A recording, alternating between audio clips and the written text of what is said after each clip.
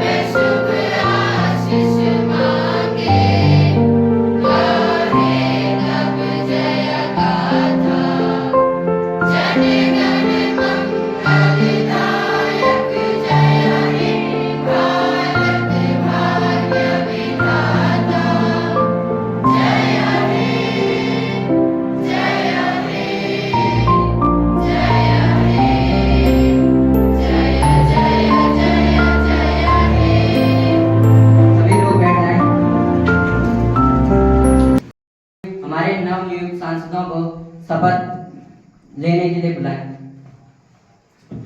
गढ़वाल क्षेत्र के संसद सदस्य कुमारी जी को मैं शपथ ग्रहण करने के लिए बुलाता हूँ। आप शपथ किस भाषा में बोलना चाहोगे? मैं शपथ हिंदी भाषा में बोलना चाहूंगी। मैं जिया युवा संसद में गढ़वाल क्षेत्र की सांसद ईश्वर की शपथ लेती हूँ कि मैं विधि द्वारा स्थापित भारतीय संविधान के प्रति श्रद्धा और विश्वास रखूंगी तथा देश की प्रभुसत्ता तथा एकता और अखंडता का ध्यान रखूंगी। जिस पद को मैं ग्रहण करने वाली हूँ उसकी गरिमा को बनाते हुए कुशलता पूर्वक कार्य करूंगी। अल्मोड़ा संसद के श्री अशोक जी को शपथ ग्रहण करने के लिए आमंत्रित करता हूँ। आप शपथ किस भाषा में बोलना चाहोगे? मैं शपथ हिंदी भाषा में बोलना चाहूँगा। मैं अशोक युवा संसद में अल्मोड़ा क्षेत्र का सांसद ईश्वर की शपथ लेता हूँ कि मैं विधि द्वारा स्थापित भारतीय संविधान के प्रति श्रद्धा और विश्वास रखूंगा तथा देश की प्रभुसत्ता तथा एकता और अखंडता का ध्यान रखूंगा। जिस पद को मैं ग्रहण करने वाला हूँ उसकी गरिमा को बनाते हुए कुशलता पूर्वक कार्य करूंगा।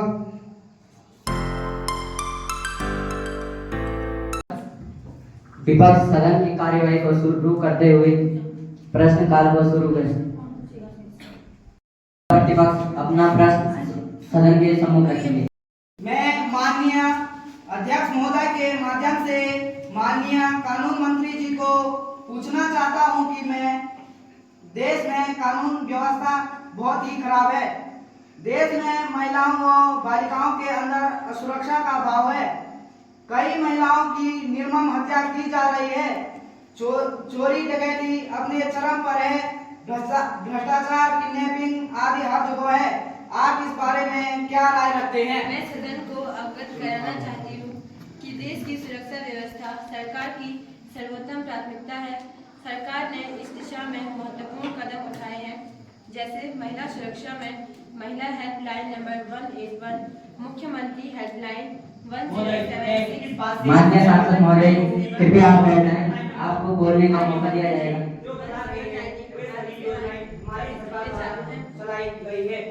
कृपया आप बैठ जाएं। मंत्री जी, कृपया आप अपनी बात को जारी रखें। मुख्यमंत्री हेल्पलाइन 1076, पुलिस आपातकालीन सेवा 112, चाइल्ड हेल्पलाइन 1098 आदि सेवाएं 24 घंटे चालू हैं। भ्रष्टाचार के निवारण के लिए सूचना का अधिकार 2005 को भी सख्ती से लागू किया गया है। माननीय अध्यक्ष महोदय, मैं आपके माध्यम से महिला एवं बाल विकास मंत्री जी से पूछना चाहती हूँ कि पश्चिम बंगाल में जूनियर डॉक्टर की निर्मम हत्या की गई। ये यह दर्शाता है कि हमारे देश में महिलाएं कितनी असुरक्षित हैं तथा इतने हॉस्पिटल में इतना बड़ा हत्याकांड कैसे हो गया तथा अभी भी मुख्य अपराधी खुले में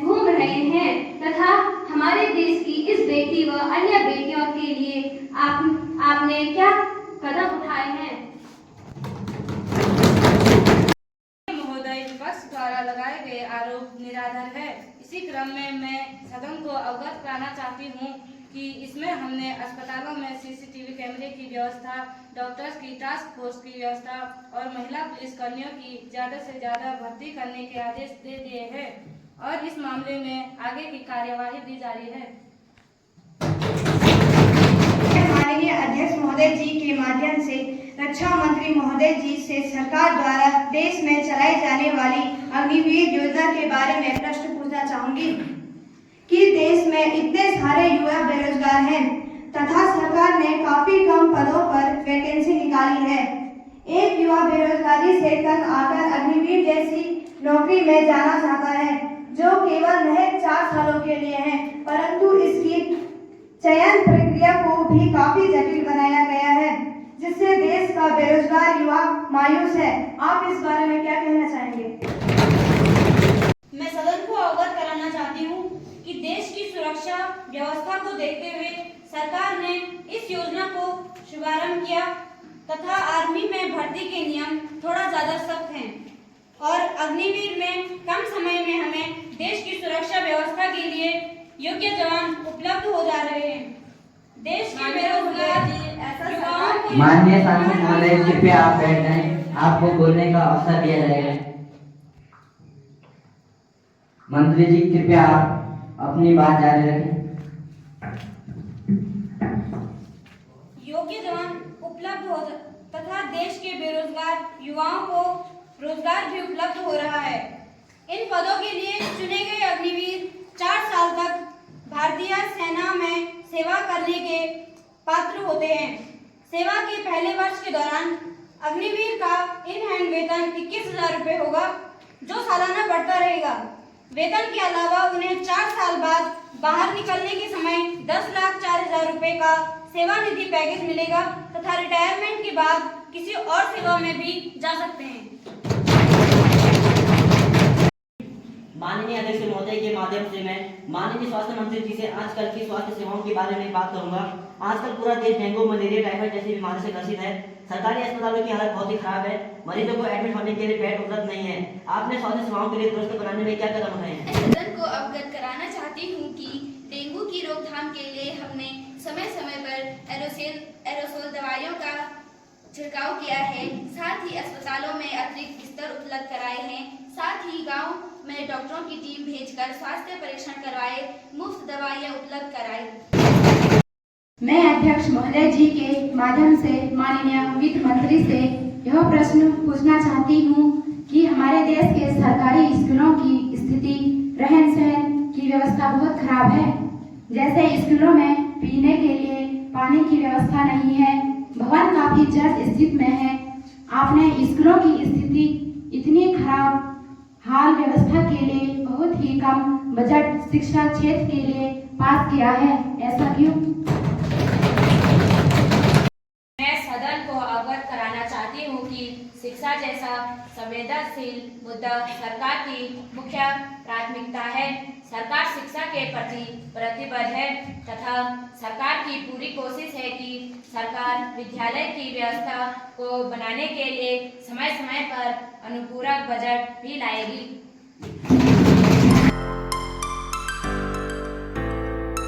शून्यकाल को शुरू करने के लिए विपक्ष अपने प्रश्न रखें।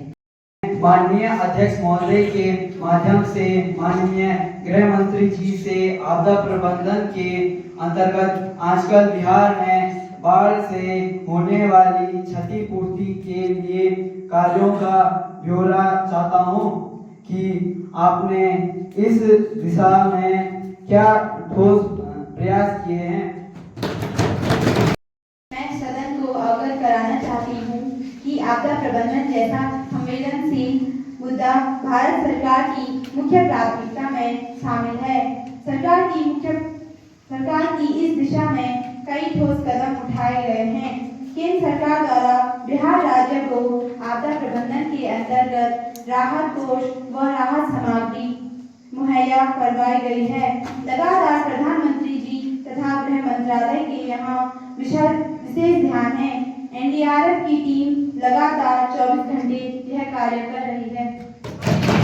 मंत्री जी को पूछना चाहता हूं कि राष्ट्रीय शिक्षा नीति 2020 से आपकी मुख्य बातें क्या हैं? तो ये बताना चाहता हूं कि हमने शिक्षा नीति 2020 के तहत एक नई योजना का प्रस्ताव रखा है जिसका नाम है NEP।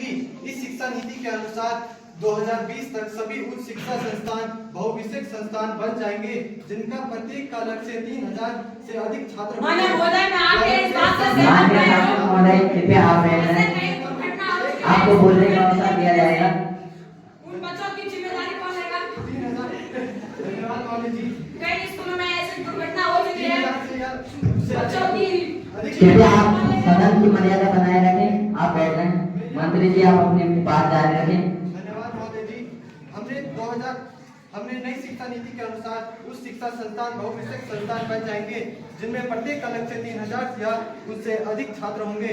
2023 तक हर जिले में या उसके आसपास से कम से कम एक बड़ा बहुविषयक संस्थान होगा।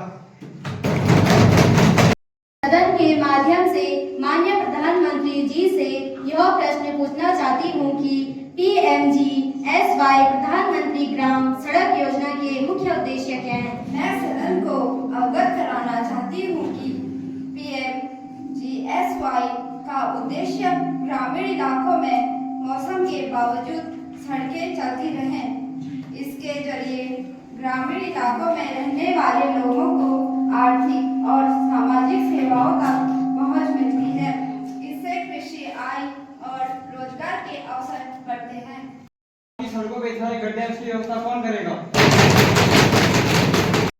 पक्ष द्वारा हम पर ऐसे आरोप लग रहे हैं कि जैसे इनकी सरकार के समय सड़कों पर गड्ढे ही ना रहे। हमारे द्वारा प्रधानमंत्री गड्ढा मुक्त सड़कों के लिए एक ऐप बनवाया गया है जिसमें आप अपनी शिकायत डाल सकते हैं। रहे हैं कि प्रतिपक्ष सत्ता पक्ष के सभी उत्तरों से सहमत होंगे। अगले सत्र तक सदन की कार्यवाही को स्थगित किया जाता है।